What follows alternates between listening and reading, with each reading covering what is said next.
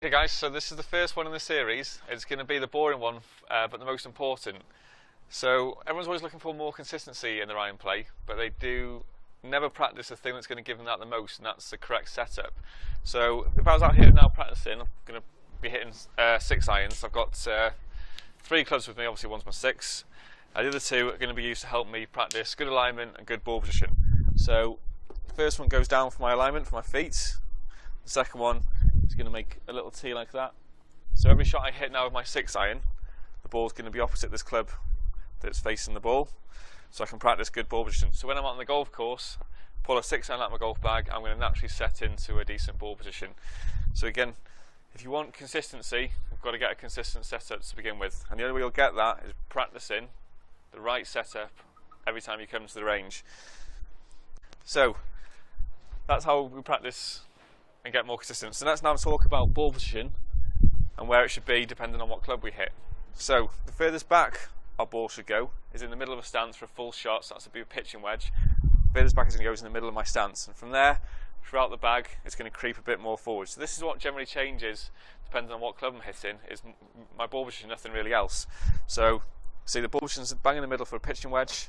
As I creep through the bag towards a 3 iron, it just fractionally creeps further forward with each club. You can see it's not dramatic changes from a pitching wedge in the middle to a 9 iron up here, then a 3 iron over there. It's very small changes through the bag. So if I go through the bag now, to a pitching wedge, 9 iron, 8 iron, 7, 6, 5, 4, all the way to 3. Next thing, this is another question I get asked quite a lot, is where the hands should be in relation to the ball. So a good reference point is I want your hands to be opposite your left thigh.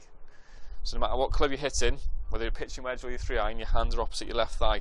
Then ball position will dictate how far ahead they are. So obviously if my ball position's in the middle, my hands look quite far forward. Again, if I'm going to keep my hands in the same place and now go into a 3 iron ball position, they look pretty much neutral with the golf ball.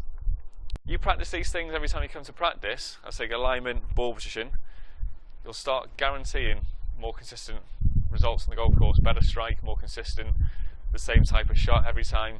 Because I guarantee if you set yourself a challenge and try to line up to the 150-yard marker, for example, that we have out here on the range, so you did your routine, you lined up to the 150-yard marker, and before you hit the shot you put a club down to see how far off that you were aligned, I guarantee if you did that twice in a row, the second time will be a lot different to the first.